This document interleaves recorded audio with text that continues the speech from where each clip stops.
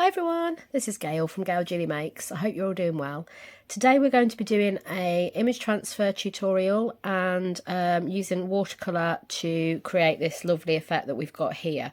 So I've used an image from a magazine to provide the flowers in the background, and then I've overpainted with opaque watercolours, which are my new favourites. I've got the Fuumuui Opaque Watercolour set, and they are beautiful, really nice to work with, and they work a bit more like a gouache than a watercolour, so you can layer them up really well, and they seem to take well to not beading up too much on the plate, but obviously giving you an interesting effect when they do, but then also layering up a little bit better just to pull finally with some acrylic once they're dry. So I'm hoping I can try and use this same image again from the magazine that I used, because sometimes you can get an image transfer pull from a magazine more than once. Same with your own if you're doing your own.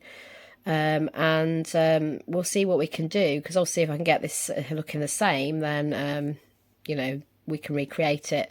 Otherwise I'll be using some flowers from the same magazine. Okay, so let's get started.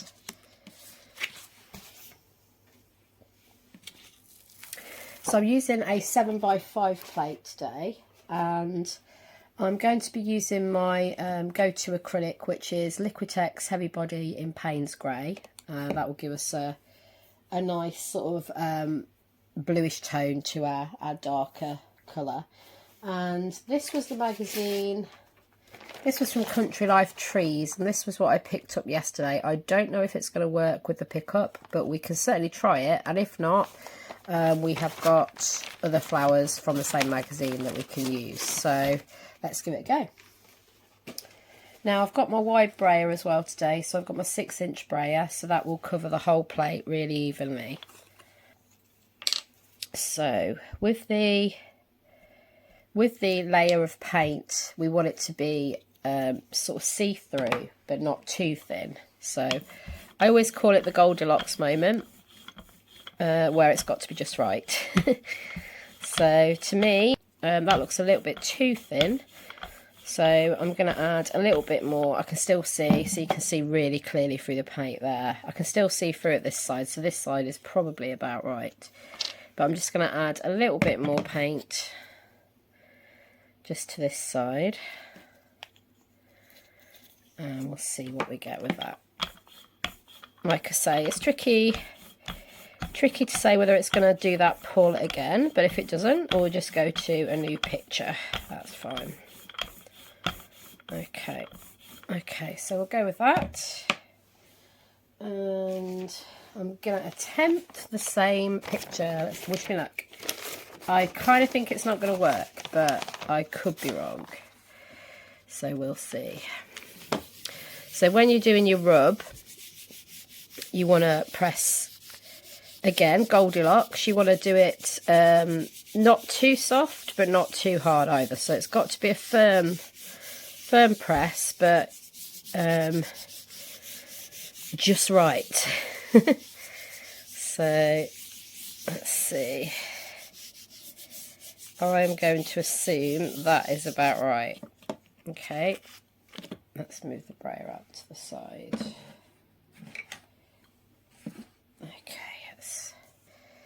Move this way a little bit for you, and we'll give that a pull, and ooh, it has worked. Okay, nice. So what I'm going to do now is I'm going to go in with a wet wipe, and I'm just going to pull out some of those patchy bits.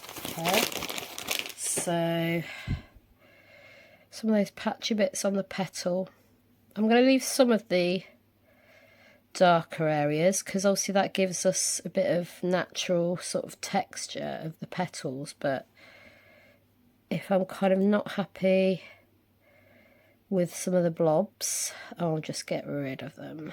There we go. Okay.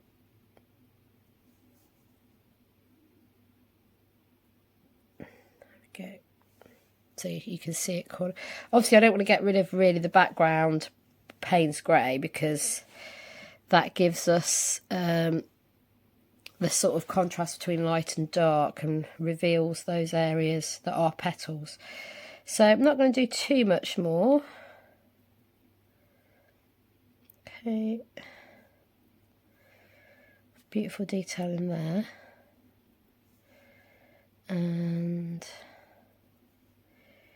if we wanted to do, we could take out a little bit of the background. Just a bit of a sort of mottled effect here and there, and then we can get a bit more, because if in my original picture, if I just bring that back in, when I did the pull with the acrylic, it kind of left some areas on the plate, so it's kind of brought through these areas that I've gone through and with green, and I kind of quite like those, so I like the green showing through a little bit more, because a lot of this was very dark from the Payne's grey. So if we get a few patchy areas, it sort of gives us that kind of nice subtle green we can bring in the opaque watercolours. So I might just, I know we said we don't want to lose too much of that, but I feel like it might almost give us some interesting leaf effects. So I'm going to sort of do some of that, just so we can get that desired effect. But I don't want to mess around too much in between the flowers, so we'll go for those areas where we know it's not flower. Okay. Right, and I'm going to pull that then once it's dry with some Titanium Buff Light. But what I'm going to do first is I am going to pop on some of my watercolours. So this is what I did with this piece. I basically did some painting in watercolour onto the actual plate, and then I did some painting once I pulled it, just to bring out the flowers a bit more, and the background. I added a bit more of that sort of green in there. So yeah, let's give that a go, and I will show you my beautiful new paint palette, which is, like I say, is a bit of a game changer for me. And I'm not sponsored by Fuumuui, but I just wanted to try them because I'd seen quite a few people try them online and thought they would be gorgeous colours. And then I saw them bob up at a good deal, so I got them and haven't looked back since. Okay, so this is the paint pack. So it is Fuumuui, and it's a solid watercolour opaque set, 24 colours, and here it is. So we've got all these lovely, basically they're all based on greys, so you've got like warm greys, cool greys, red greys. I haven't done my there we go. I haven't actually done my swatching for it yet, so I will try and do that soon. So if you'd like to see me swatching those, just drop me a comment below and I will do. Okay, so there's beautiful colours, and what I'm going to do is pop that to the side here. Okay, there we go, that's a bit better. So I have got my lovely opaque watercolour set here. And what I'm going to do is I'm going to start off, get a bit of kitchen roll. Now the key is not to use too much water in this really. I'm going to get a little bit of water on my brush to get that going. Wipe some off. And then I'm going to go in to some of those colours I was using yesterday, and I'm just going to lay that down, if you can see that. And as I'm not using too much of the water with it, it's providing quite a nice base without beading up too much. Okay, so I'm just going to lay down a basic bit of colour,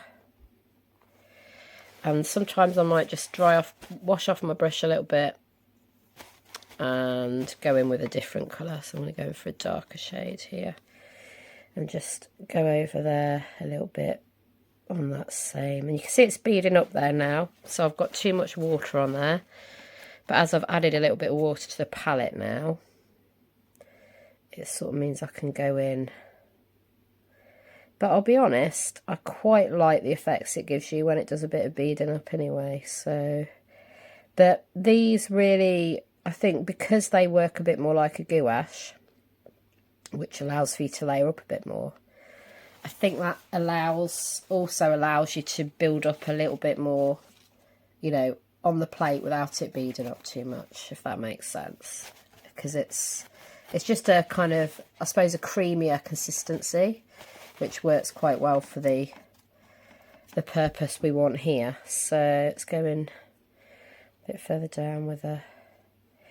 And as they are a bit more like a gouache and they're quite, you know, they're opaque, they give almost like a sort of chalky look. If we look back at that picture, it's got very much a sort of chalky sort of feel to the coloration, which is lovely. Okay, so I'll put a bit more water on there, so I'm just going to take it off. Now I'm going to go in for a bit of the green as well now. So we're going to add a little bit of green. Now that is actually taking off some of the background acrylic, so I think that probably needs to dry a little bit more. So let's just do the areas that are actually don't have any acrylic at the moment. So we'll go back to the pinks. Go for a bit of a light shade.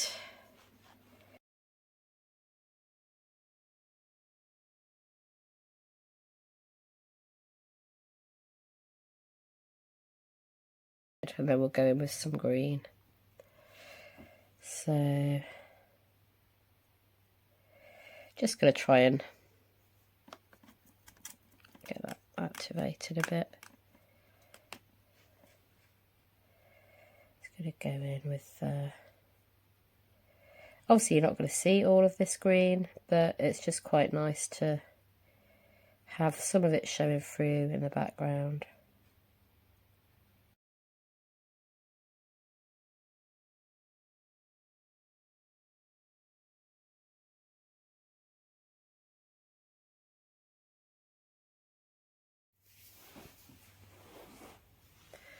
Okay, so I've dried that with the cool air dryer, and now I'm going to be brayering a pool layer.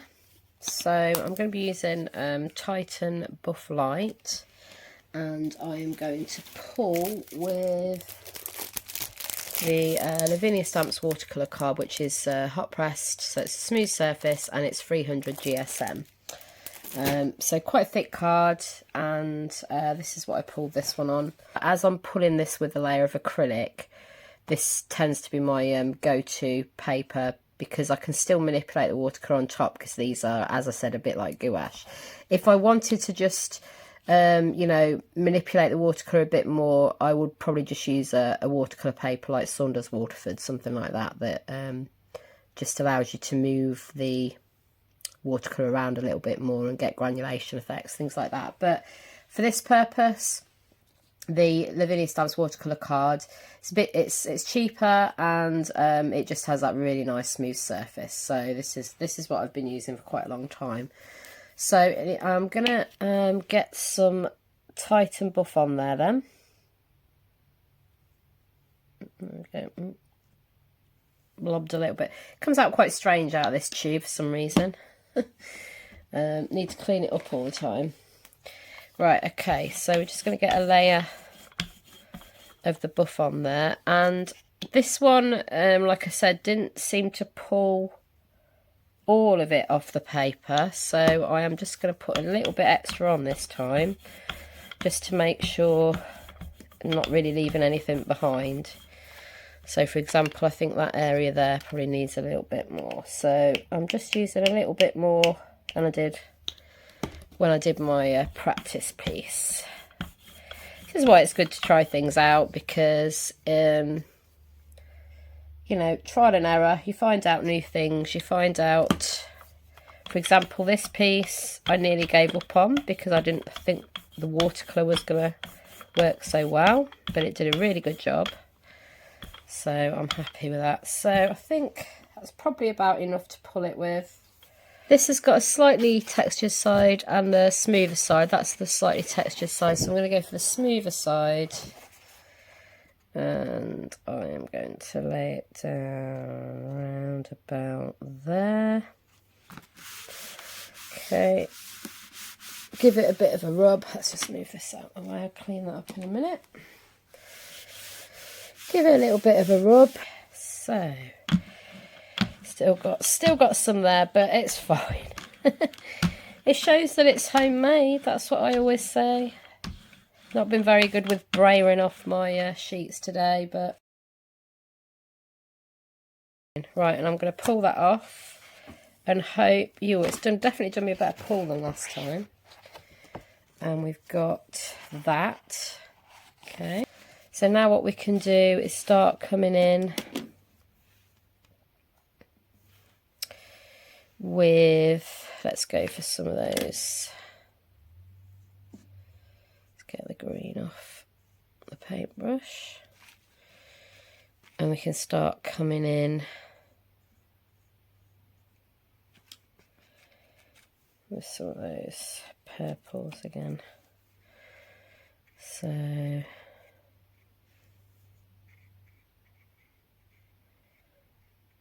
now I'm going for a bit of a bolder look this time. That's a bit too full on, I think. So let's take that back. That's because I've got a lot of water on my brush. So let's come back off that and go back in. That's a bit better.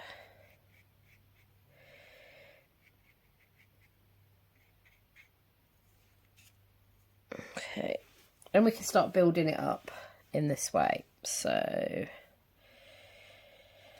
I might go for a darker colour on this one.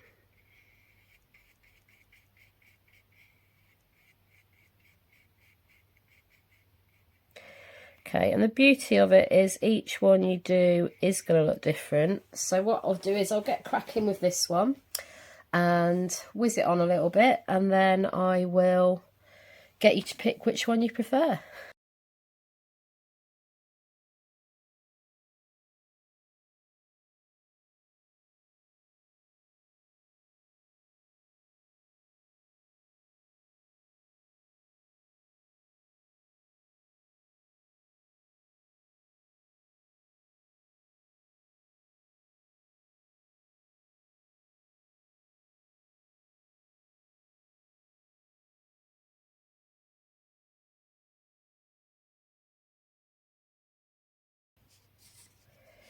There we go. So if you could tell me which is your favourite.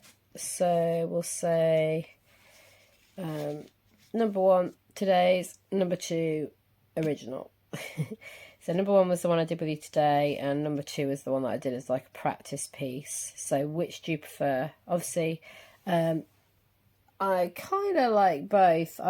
The reason, obviously, the difference in look and tone is the fact that this one pulled more of the image transfer. This one I kind of took out a little bit of the image transfer by using the wet wipe. And, you know, would I do it again? I'm not sure, but it did give us that more opportunity to get that sort of green in the background. You know, so it's just personal choice, really.